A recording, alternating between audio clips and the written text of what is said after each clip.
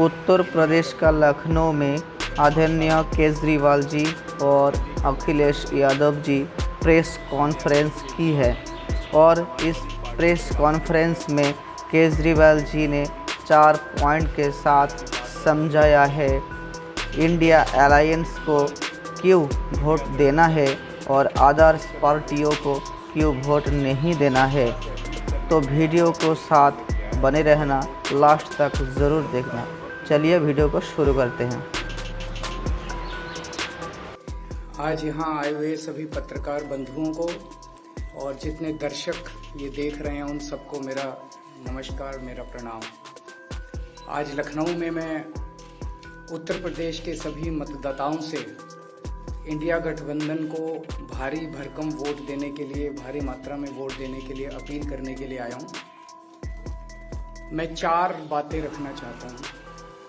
पहले चारों बिंदु बता देता हूँ, फिर उसको डिटेल में एक्सप्लेन करूँगा। पहला ये कि ये चुनाव भारतीय जनता पार्टी, मोदी जी अपने लिए वोट नहीं, अमित शाह जी को प्रधानमंत्री बनाने के लिए वोट मांग रहा है।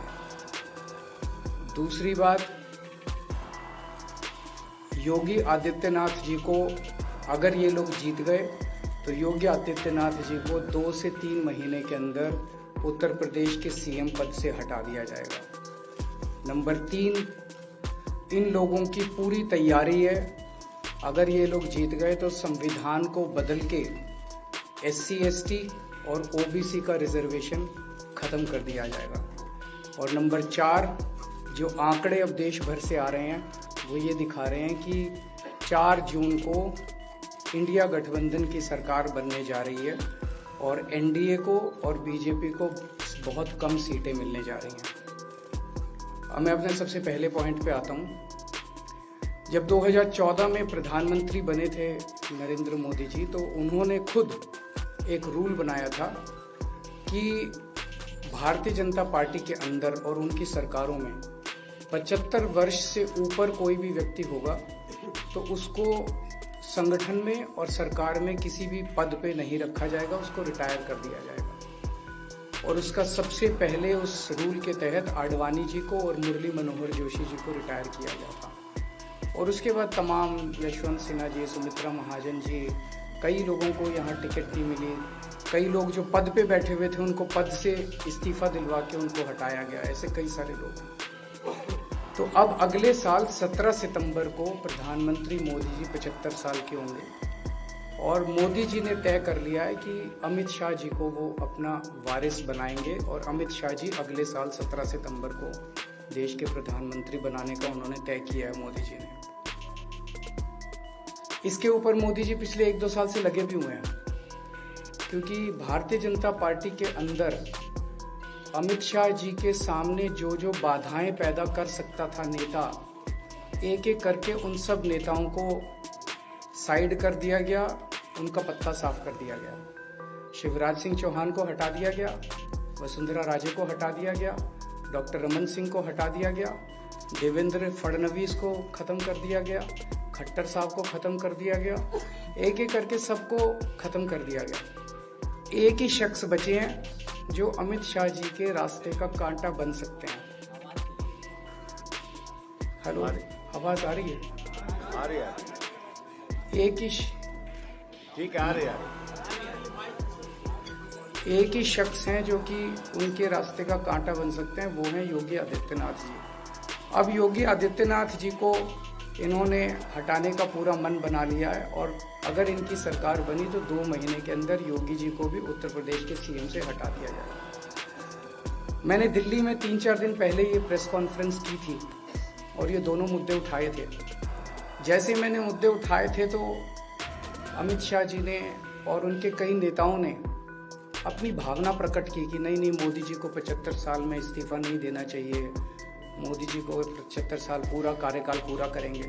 उन सब की भावनाओं की मैं कद्र करता हूं, क्योंकि अपने नेता के लिए जब भी ऐसी बात होती है तो सब लोग सामने आके बात करते हैं। लेकिन बड़ी बात यह है कि मोदी जी ने ऐसा नहीं कहा कि मैं 75 साल पे इस्तीफा नहीं दूंगा, मैं रिटायर नहीं होऊंगा। उनका अपना बनाया हुआ रूल है और मुझे पूरी उम्मीद है कि मोदी जी का अपना बनाया हुआ रूल है और मोदी जी अपने रूल को फॉलो करेंगे। नहीं तो लोग कहेंगे कि मोदी जी ने ये रूल आडवाणी जी को हटाने के लिए बनाया था, जब अपनी बारी आई तो नहीं। तो मोदी जी इस रूल का फॉलो करेंगे, ये पूरा यकीन है देश के लोगों को कि उन्होंने खुद रूल बनाया तो खुद फॉलो करेंगे।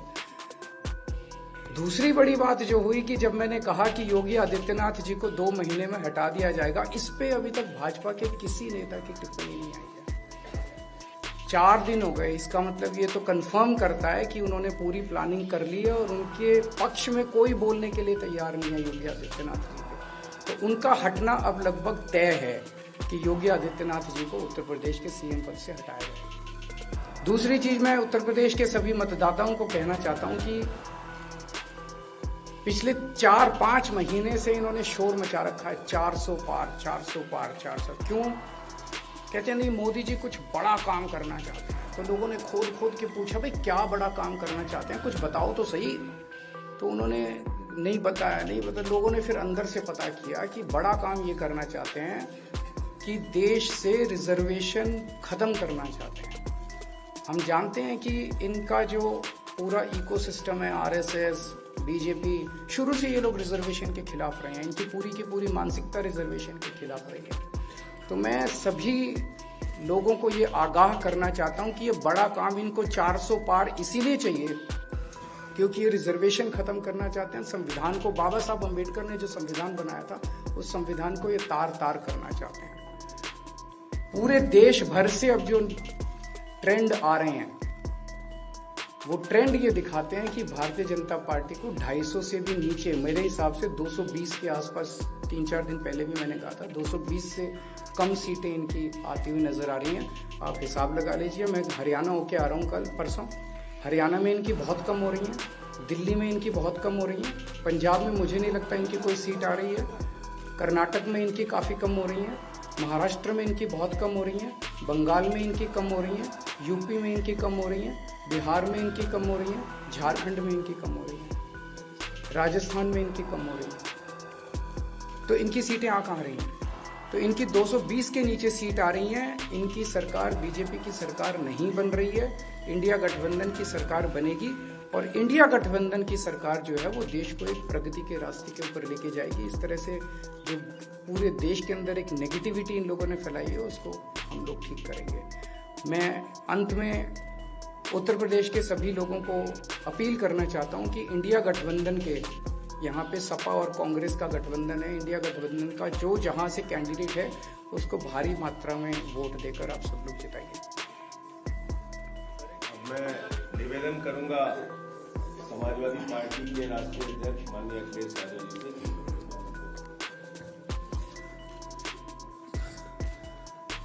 आदरणीय अरविंद केजरीवाल जी का मैं धन्यवाद देता हूं। उन्होंने बहुत महत्वपूर्ण बातें आपके सामने रखी हैं। जो देश का माहौल है और 4 चरणों में भारतीय जनता पार्टी चारों खाने चित हो चुकी है और उनके आंसुओं की नदी उफान में है। भारतीय जनता पार्टी जो 400 पार का नारा दे रहे थे, अब समझ में आया है 4 चरणों के बाद। वो बात तो ठीक है कि आरक्षण पे सबसे पहले हमला करेंगे, लेकिन 400 पार नारा इसीलिए दे रहे हैं कि 543 में 400 के बाद वो सीटें देख रहे हैं, तो वो केवल 143 बन रही हैं। तो वो स्वयं स्वीकार कर रहे हैं कि 143 से ज्यादा वो सीटें जीतने वाले नहीं हैं, क्योंकि 400 पार सीटें 143 ही बनती हैं और 140 करोड़ की जनता इस बार इन्हें 140 सीटों के लिए भी तरसा देगी। ये यूपी, दिल्ली और पंजाब ये 99 सीट के खेल में ही उलझ जाएंगे। यहां कुछ इन्हें हासिल होने वाला नहीं है। रोटी कपड़ा और मकान की तो लड़ाई हम लोग लड़ेंगे, लेकिन रोटी कपड़ा और मकान से पहले हमें संविधान बचाना है। संविधान बचेगा तो लोकतंत्र बचेगा और बाबा साहब भीमराव अम्बेडकर जी का दिया हुआ संविधान ये हमें अधिकार, हमें न्याय दिलाता है। भारतीय जनता पार्टी की इस साजिश को आम लोग समझ गए हैं और इस बार सबसे बड़ी हार भारतीय जनता पार्टी की होने वाली है। अभी तक तो हम ये कहते थे कि ब्रह्मांड का सबसे बड़ा झूठ बोल रहे हैं, अब लग ये रहा है हारने के बाद ये ब्रह्मांड का झूठ का विद्यालय खोलेंगे, यूनिवर्सिटी खोलेंगे और वाइस चांसलर और डीन पहले से ही रिटायर होकर के वहां अपने आप नियुक्त हो जाएंगे। इसलिए देश को बचाने के लिए आदरणीय अरविंद केजरीवाल जी आए हैं, हम लोग का सहयोग और मदद करने के लिए आए हैं। मैं इनका धन्यवाद देता हूं और आप पार्टी, इंडिया गठबंधन, समाजवादी पार्टी, हम सब मिलकर के भारतीय जनता पार्टी को हटाने जा रहे हैं।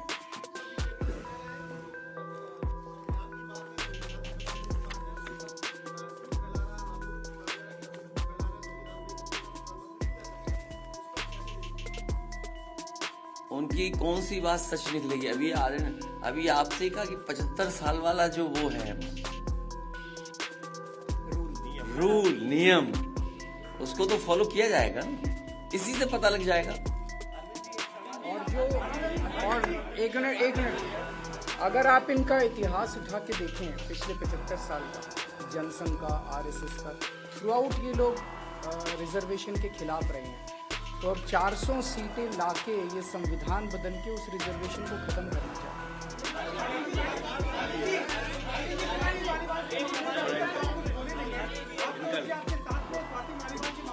अरे उससे ज्यादा जरूरी और चीजें भी हैं, कागज हम निकाल लिए।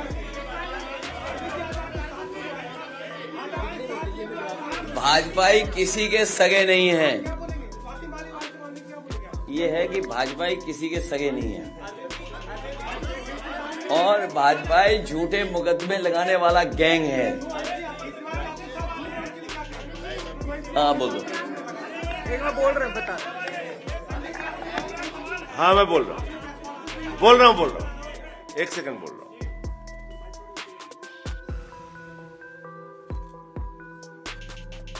सब लोग, पूरा देश हतप्रभ है, दुखी है, आज तक पीड़ित है।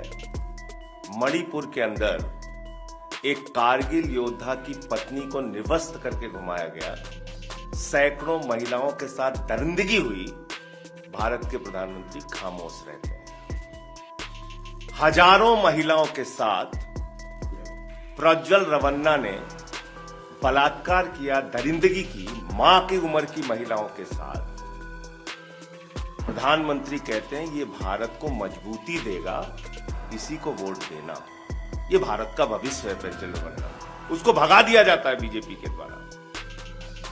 पहलवान बेटियां जब जंतर मंतर पे लड़ रही थीं न्याय मांगने के लिए, तो यही स्वाति मालीवाल जो महिला आयोग की अध्यक्ष थी, रात में उनके समर्थन में गई थी, पुलिस के लोगों ने घसीट के मारा था।